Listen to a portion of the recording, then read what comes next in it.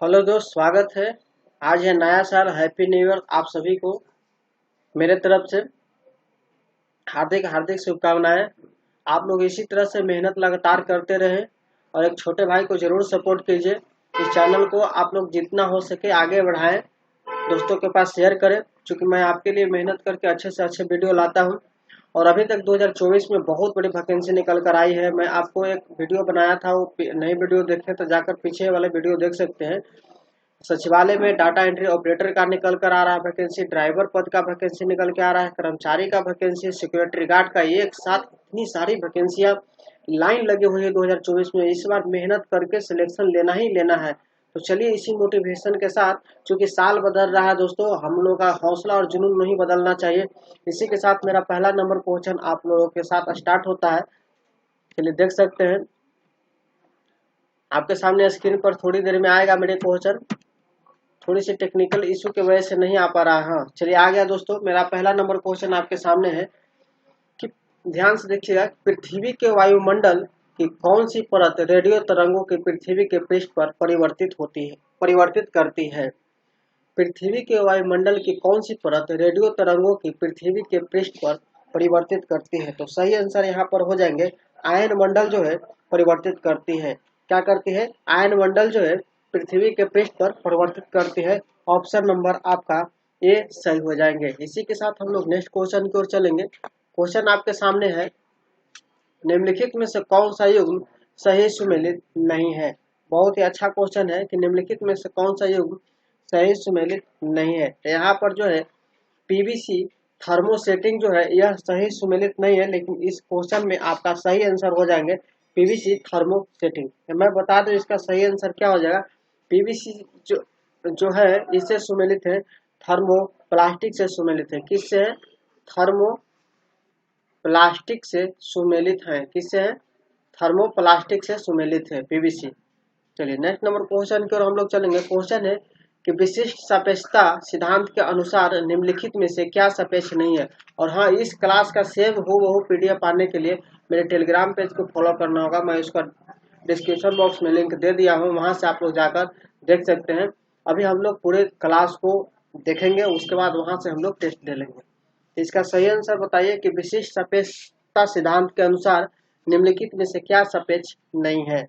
यहाँ पर आपके आंसर हो जाएंगे ऑप्शन नंबर बी, प्रकाश का वेग सापेक्ष नहीं है। नेक्स्ट नंबर क्वेश्चन की ओर चलेंगे। क्वेश्चन है कि गैस के गुब्बारों में हाइड्रोजन गैस की जगह हीलियम गैस की जगह यहाँ पर शायद मिस प्रिंट हुआ है कि गैस के गुब्बारों में हाइड्रोजन गैस की जगह यानी कि हीलियम गैस की जगह, यानी हीलियम गैस का प्रयोग किया जाता है। किसका? हीलियम गैस का प्रयोग किया जाता है। हाइड्रोजन गैस की जगह हीलियम गैस का प्रयोग किया जाता है। यहाँ पर जो लाइन है हीलियम गैस की जगह, ये गलत टाइप हो गया है। हीलियम गैस का प्रयोग किया जाता है क्योंकि यह हाइड्रोजन से हल्की होती है या हाइड्रोजन से अधिक प्रचुरता में पाई जाती है। यह अदा है। यहाँ पर आपका ऑप्शन नंबर सी सही हो जाएंगे। गैस से गुब्बारों में हाइड्रोजन गैस की जगह हीलियम गैस का प्रयोग किया जाता है क्योंकि यह अदाह है। ऑप्शन नंबर सी सही हो जाएंगे। नेक्स्ट नंबर क्वेश्चन की ओर हम लोग चलेंगे। निम्नलिखित में से किसका पूर्ण अपवर्तनांक 1 से निकट होता है। निम्नलिखित में से किसका पूर्ण अपवर्तनांक 1 से निकट होता है। तो यहाँ पर आपके सही आंसर हो जाएंगे ऑप्शन नंबर सी, वायु जो है पूर्ण अपवर्तनांक 1 से निकट होता है। इसके साथ नेक्स्ट नंबर क्वेश्चन की ओर हम लोग चलेंगे। क्वेश्चन है कि माणिक्य, रूबी और नीलम किसके ऑक्साइड है। माणिक्य, रूबी और नीलम किसके ऑक्साइड है। तो ऑक्साइड है आपको ऑप्शन नंबर डी, एल्युमिनियम के ऑक्साइड है। किसके ऑक्साइड है? एल्युमिनियम के ऑक्साइड है। ऑप्शन नंबर यहाँ पर डी सही हो जाएंगे। नेक्स्ट नंबर क्वेश्चन की ओर चलेंगे। एक फोटो सेल में प्रकाश ऊर्जा को परिवर्तित किया जाता है, यानी एक फोटो सेल में प्रकाश ऊर्जा को परिवर्तित किया जाता है किससे? वो आपको विद्युत ऊर्जा से परिवर्तित किया जाता है। इसमें आपको ऑप्शन नंबर डी सही हो जाएंगे। नेक्स्ट नंबर क्वेश्चन की ओर हम लोग चलेंगे। क्वेश्चन है कि यूस्टोकिनलिका मानव शरीर के किस भाग में स्थित है होती है। यूस्टोकिनलिका मानव शरीर के किस भाग में स्थित होती है। तो यहाँ पर सही आंसर हो जाएंगे ऑप्शन नंबर बी, कान में स्थित होती है। कहाँ में होती है? कान में स्थित होती है। और मैं बताऊं कि मनुष्य की सबसे बड़ी अस्थि क्या है। तो मनुष्य की सबसे बड़ी अस्थि फीमर है, जो जांघ की हड्डी है, किसकी है? जांघ की हड्डी है। और सबसे छोटी अस्थि क्या है? स्टेपिस, जो कान की हड्डी है। किसका? जो कान की हड्डी है। और सबसे मजबूत एवं कठोर अस्थि क्या है? आप लोग कमेंट बॉक्स में बताइएगा। सबसे मजबूत एवं कठोर अस्थि क्या है? आप लोग कमेंट बॉक्स में जरूर अभी से आंसर कर सकते हैं। नेक्स्ट नंबर क्वेश्चन है, यदि मनुष्य की एक ही आंख होती तो, यदि मनुष्य के एक ही आंख होती तो वो बी और सी, इसमें से दोनों आंसर आपके सही हो जाएंगे। दृश्य क्षेत्र कम हो जाता, त्रिविमीय प्रतिबिंब दिखाई नहीं देता। ऑप्शन नंबर आपके बी सही हो जाएंगे। नेक्स्ट क्वेश्चन है कि रुधिर स्कंदन में मदद करने वाला विटामिन क्या है? रुधिर स्कंदन में विटामिन जो मदद करता है हम लोगों का, विटामिन के मदद करता है। क्या? विटामिन के मदद करता है। यहाँ पर इस तरह से होगा, एरर हो गया टाइप करने में। और विटामिन के का रासायनिक नाम क्या है? तो विटामिन के का रासायनिक नाम मैं आपको यहाँ पर बताता हूँ। रासायनिक नाम आपको विटामिन के का फिलोक्विनोन है। फिलोक्विनोन है। क्या है? फिलोक्विनोन है। विटामिन के रासायनिक नाम क्या है? फिलोक्विनोन है। रुधिर स्कंदन में मदद करने वाला विटामिन विटामिन के है। और यह वसा में घुलनशील है। यह वसा में घुलनशील है। किसमें? यह वसा में घुलनशील है। वसा में घुलनशील है। चलिए, यहाँ से हम लोग इतना क्वेश्चन जाने। और विटामिन सी का अगर पूछा जाए रासायनिक नाम, तो विटामिन सी को हम लोग एस्कॉर्बिक अम्ल कहते हैं। क्या? एस्कॉर्बिक अम्ल कहते हैं। जिसके कमी से होने वाला रोग क्या होता है? स्कर्वी नामक रोग होता है। जिसके कमी से होने वाले स्कर्वी नामक रोग होता है यहाँ पर। उसके बाद विटामिन डी की कमी से कौन सा रोग होता है अगर पूछा जाए, तो विटामिन डी की कमी से आपको रोग होने वाले हैं रिकेक्टस रोग होने वाले हैं। विटामिन डी कहाँ से ज्यादा प्राप्त होती है? तो प्रातःकालीन सूर्य की रोशनी से हमें मिलती है। चलिए, इतना हम लोग डिस्कशन जा रहे हैं। नेक्स्ट क्वेश्चन की ओर चलते हैं। नेक्स्ट क्वेश्चन है, निम्नलिखित में से कौन सा सही मेल नहीं है? इसमें से सही मेल आपको ऑप्शन नंबर डी, हाइपरटेंशन, दिल का दौरा, ये सही मेल नहीं है। हाँ सॉरी दोस्त, क्या कह रहा है कि निम्नलिखित में से कौन सा सही मेल है? मैंने नहीं पढ़ दिया। तो हाइपरटेंशन, दिल का दौरा, यह सही मेल है। क्योंकि हाइपरटेंशन की वजह से ही दिल की दौरा होती है। नेक्स्ट नंबर क्वेश्चन की ओर हम लोग चलेंगे इसी के साथ। क्वेश्चन क्या है आगे कि अनियततापी प्राणियों के लिए निम्नलिखित में से कौन सा सही है? अनियततापी प्राणियों के लिए निम्नलिखित में से कौन सा सही है? तो ऑप्शन नंबर बी हो जाएंगे कि उनके शरीर का तापमान वायुमंडल के अनुसार बदलता रहता है। ऑप्शन नंबर आपके बी सही हो जाएंगे। नेक्स्ट क्वेश्चन है, एड्स वायरस का आनुवांशिक पदार्थ होता है। एड्स वायरस का आनुवांशिक पदार्थ ऑप्शन नंबर ए होता है एक सूची RNA। एक सूची होती है जो RNA होता है। नेक्स्ट नंबर, एड्स जो है आपको, एड्स विभिन्न कारणों से फैल सकता है, जैसे दूषित रक्ताधान, संक्रामित सुइयां एवं शैल क्रिया के उपकरण से, असुरक्षित यौन संबंध से।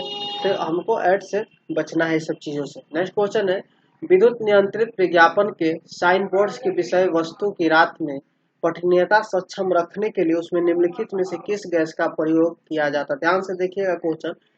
विद्युत नियंत्रित विज्ञापन के साइन बोर्ड की विषय वस्तु की रात में पठनीयता सक्षम रखने के लिए उसमें निम्नलिखित में से किस गैस की प्रयोग किया जाता है? यहाँ पर आपके सामने सही आंसर हो जाएंगे इस क्वेश्चन का option number D, neon gas रखा जाता है। कौन सा? नियोन गैस रखा जाता है। ऑप्शन नंबर आपके डी सही हो जाएंगे। नियोन एक कौन सी गैस है? नियोन एक नोबेल गैस है, या एक नोबल गैस है। नोबल गैस है। जिसकी खोज किसने किए थे? जिसकी खोज आपको किए थे विलियम रैमजे ने किए थे। विलियम रैमजे ने किए थे। चलिए, नेक्स्ट नंबर की क्वेश्चन की ओर चलते हैं। कितना इसमें किए थे? तो 1895 ईस्वी में नोबेल गैस की खोज विलियम रैमजे ने 1895 ईस्वी में किए थे। नेक्स्ट क्वेश्चन है कि खाद्य श्रृंखला में क्रमिक उच्च स्तरों पर किसी जीव यानी विष टॉक्सिन की सांद्रता क्या कहलाती है? यहाँ पर आपके आंसर हो जाएंगे ऑप्शन नंबर सी, आपको जैव वार्धन कहलाते हैं। जैव वार्धन कहलाते हैं। ऑप्शन नंबर सी सही हो जाएंगे। नेक्स्ट क्वेश्चन है, परमाणु पाइल का प्रयोग कहाँ होता है? परमाणु पाइल का प्रयोग आपको ऑप्शन नंबर सी हो जाता है, ताप नाभिकीय संलयन के प्रचलन से होता है। ताप नाभिकीय संलयन के प्रचलन में होता है। नेक्स्ट क्वेश्चन है, ताप ट्रेपेजियम जोन TTZ ताजमहल के चारों ओर किलोमीटर का एक अधिसूचित क्षेत्र है जो स्मारक को प्रदूषण से संरक्षित करने के लिए है। ताप ट्रेपेजियम जोन ताजमहल के चारों ओर किलोमीटर का एक अधिसूचित क्षेत्र है जो स्मारक को प्रदूषण से संरक्षित करने के लिए है। आपको सही आंसर हो जाता है ऑप्शन नंबर डी, 10,400। 10,400 किलोमीटर का एक अधिसूचित क्षेत्र है जो स्मारक को प्रदूषण संरक्षित करने के लिए है। नेक्स्ट क्वेश्चन है, जो पदार्थ जल के संपर्क में आने पर तत्काल कोलाइडल विलयन बना लेता है उसे क्या कहते हैं? जो पदार्थ जल के संपर्क में आने पर तत्काल कोलाइडल विलयन बना लेता है उसे क्या कहते हैं? उसे हम लोग जलरागी कोलाइड कहते हैं। क्या कहते हैं? जलरागी कोलाइड कहते हैं। ऑप्शन नंबर डी सही हो जाएगा। नेक्स्ट है, गामा किरणें क्या होती है?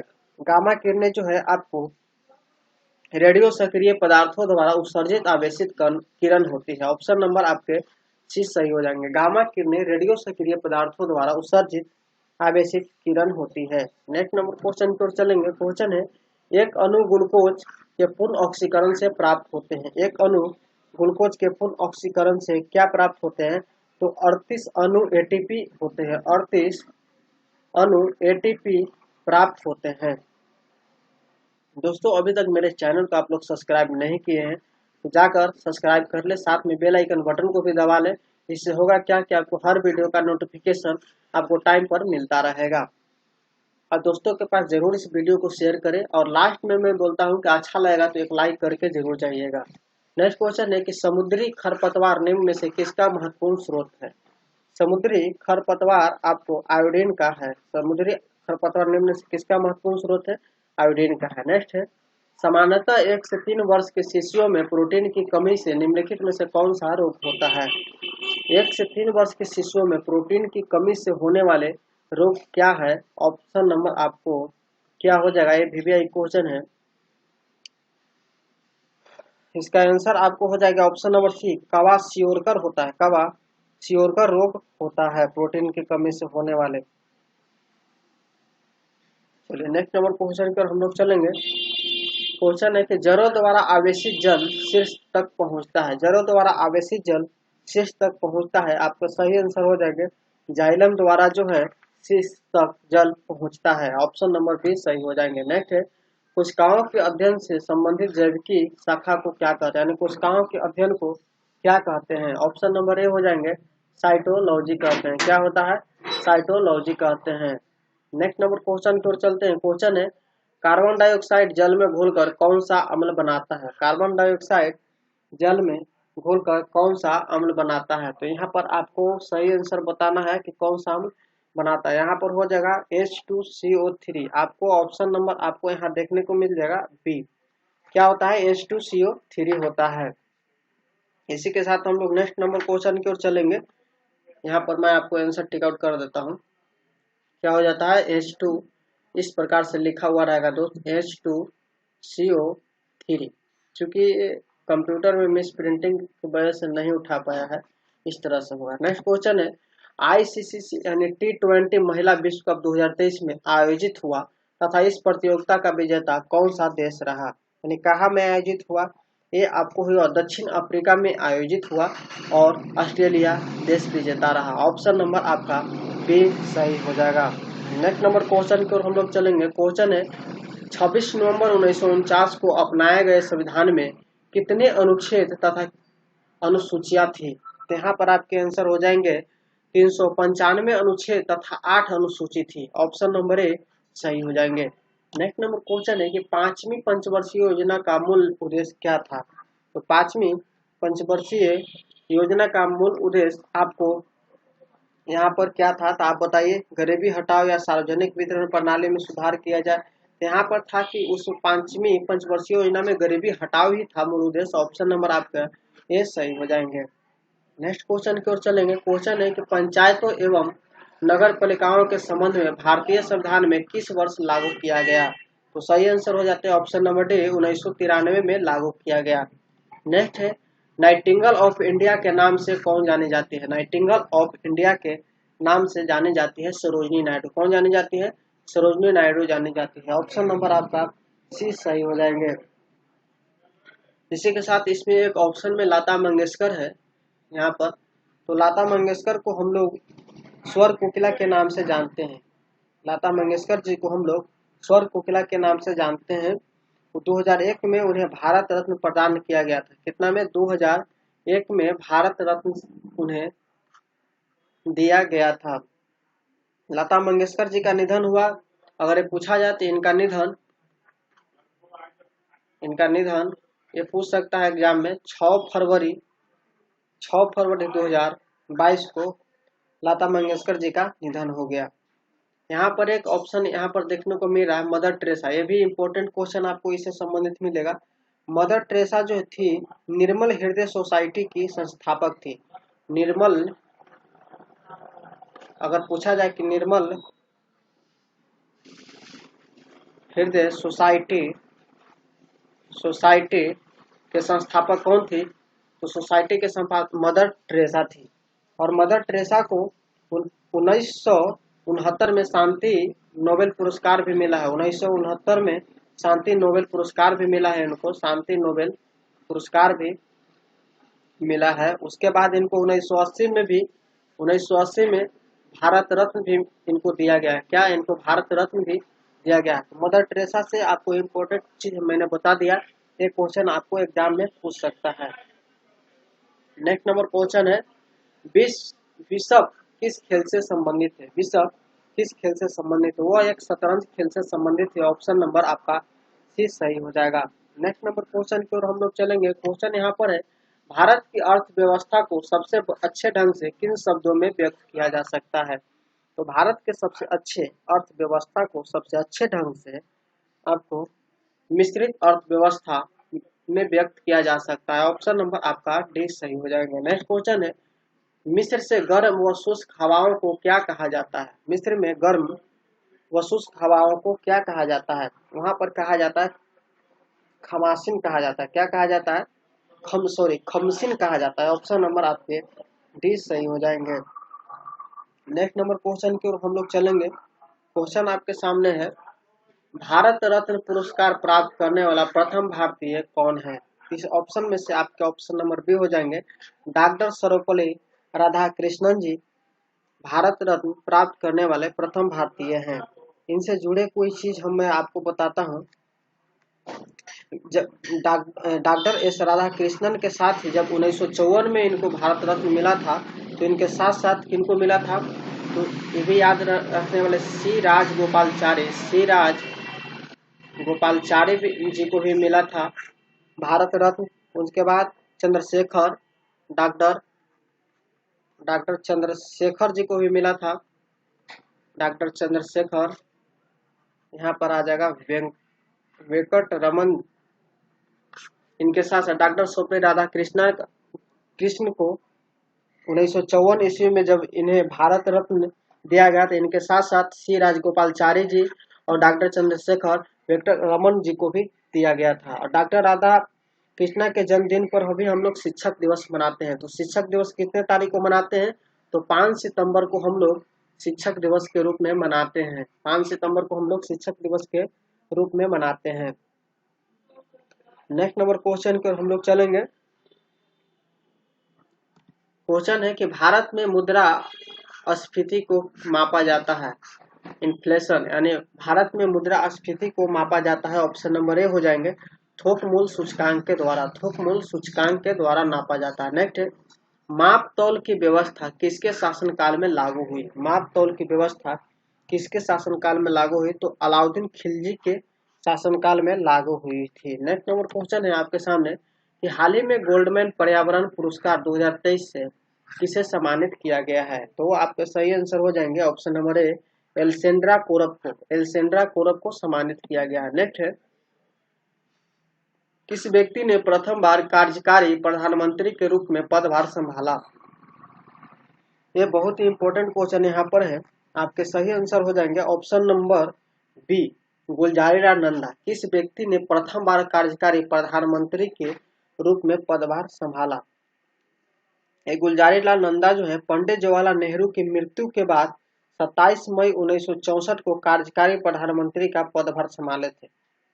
गुलजारीलाल नंदा ने प्रधानमंत्री आपके जो पीछे थे पंडित जवाहरलाल नेहरू, उनके मृत्यु के बाद गुलजारीलाल नंदा ने प्रधानमंत्री के रूप में पदभार संभाले थे। नेक्स्ट नंबर क्वेश्चन की ओर हम लोग चलेंगे। क्वेश्चन है कि संविधान के अनुच्छेद 368 का संबंध किससे है? तो सही आंसर हो जाते हैं ऑप्शन नंबर ए, संबंध संशोधन प्रक्रिया से है। संविधान संशोधन प्रक्रिया से संबंध जुड़ा हुआ है। ऑप्शन नंबर ए सही हो जाएंगे। नेक्स्ट क्वेश्चन है कि राष्ट्रपति एवं उपराष्ट्रपति दोनों पदों की रिक्तता की स्थिति में कौन राष्ट्रपति का पद संभालना है यानी संभालता है? तो यहाँ पर सही आंसर हो जाएंगे ऑप्शन नंबर ए, सर्वोच्च न्यायालय का मुख्य न्यायाधीश संभालता है। कौन संभालता है? सर्वोच्च न्यायालय का मुख्य न्यायाधीश पद को संभालता है। नेक्स्ट नंबर क्वेश्चन की ओर हम लोग चलेंगे। क्वेश्चन है कि भारत का राष्ट्रध्वज कब स्वीकार किया गया? बहुत ही इंपॉर्टेंट क्वेश्चन है। भारत का राष्ट्रध्वज आपको 22 जुलाई 1947 को स्वीकार किया गया। और इससे मैं जुड़ी एक चीज बताता हूँ कि मैडम भिखाजी कामा ने अगस्त 1907 में अगस्त 1907 में विदेश में प्रथम तिरंगा ध्वज स्टुटगार्ड में फहराई थी। कहाँ में फहराई थी? स्टुटगार्ड में फहराई थी प्रथम तिरंगा। भारत में 22 जुलाई को झंडा दिवस के रूप में मनाते हैं। भारत में 22 जुलाई को झंडा दिवस के रूप में मनाते हैं। यहाँ पर पूरा डेट है 22 जुलाई 1947 को स्वीकार किया गया था। नेक्स्ट है सत्यमेव जयते किस रूप में प्रचलित है? सत्यमेव जयते आपको इनमें से कोई नहीं है, आपको ऑप्शन नंबर डी यानी सत्यमेव जयते भारत का राष्ट्रीय वाक्य शब्द है जो राष्ट्रीय चिन्ह अशोक चक्र पर अंकित है। भारत का राष्ट्रीय चिन्ह है जो अशोक चक्र पर अंकित है। ऑप्शन नंबर इसमें से डी हो जाएंगे। किस रूप में प्रचलित है? तो बस इसमें थोड़ी सी हमें डाउट क्वेश्चन में लग रहा है कि सत्यमेव जयते किस रूप में प्रचलित है। चूंकि सत्यमेव जयते हैं भारत का राष्ट्रीय वाक्य शब्द है जो राष्ट्रीय चिन्ह अशोक चक्र पर अंकित है। इस क्वेश्चन में थोड़ी सी हमें एरर लग रहा है, तो इसे आप लोग कमेंट बॉक्स में बताइएगा सही आंसर क्या होगा। मैं इस क्वेश्चन को छोड़ता हूँ। हमें इस क्वेश्चन में थोड़ी सी आंसर में दिक्कतें आ रही है, तो आप लोग इसे जरूर बताइएगा अगर आप लोगों को जानकारी होगा तो। क्वेश्चन है कि नेक्स्ट है कि भारत में टेलीविजन की शुरुआत कब हुई? भारत में टेलीविजन की शुरुआत कब हुई? ऑप्शन नंबर डी हो जाएंगे। 1959 ईस्वी में भारत में टेलीविजन की शुरुआत हुई। अगर पूछा जाए कि रंगीन टेलीविजन की शुरुआत कब हुई? रंगीन टेलीविजन की शुरुआत कब हुई? तो रंगीन टेलीविजन की शुरुआत आपको ही 25 अप्रैल को हुई थी। 25 अप्रैल 1982 ईस्वी को हुआ था। नेक्स्ट नंबर क्वेश्चन की ओर चलेंगे। क्वेश्चन है कि हाल ही में चर्चा में रहे देश यूक्रेन की राजधानी का नाम क्या है? यहाँ पर सही हो यानी यूक्रेन की राजधानी कहाँ है? क्वेश्चन का पूछने का मतलब ये हुआ। यहाँ पर सही आंसर हो जाएगा यूक्रेन की राजधानी कीव है। कहाँ है? कीव है। और यूक्रेन की मुद्रा का नाम क्या है? मुद्रा यहाँ के जो है, यहाँ की मुद्रा हिरविनिया है। क्या है?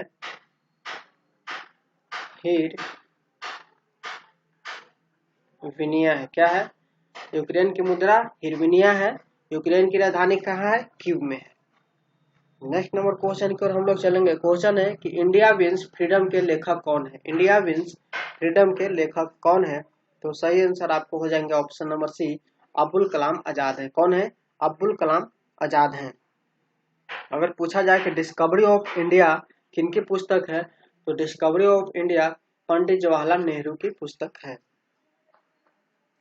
नेक्स्ट नंबर क्वेश्चन है आपका, एशिया की सबसे लंबी नदी कौन है? बहुत ही अच्छा क्वेश्चन है। एशिया की सबसे लंबी नदी कौन है? यांग टीसी क्यांग है। यांग टीसी क्यांग है। ऑप्शन नंबर यानी आपका सी सही हो जाएगा। नेक्स्ट क्वेश्चन है, निम्न में से कौन जलधारा है? निम्न में से कौन जलधारा है? आपको लेब्रोडोर वो एक ठंडी जलधारा है। क्या है? लेब्रोडोर जो है यह एक ठंडी जल धारा है। नेक्स्ट नंबर क्वेश्चन है कि भारत के प्रथम महिला राजदूत कौन थी? भारत के प्रथम महिला राजदूत कौन थी? तो ऑप्शन नंबर सी हो जाएंगे श्रीमती विजय लक्ष्मी पंडित थी। कौन थी? श्रीमती विजय लक्ष्मी पंडित।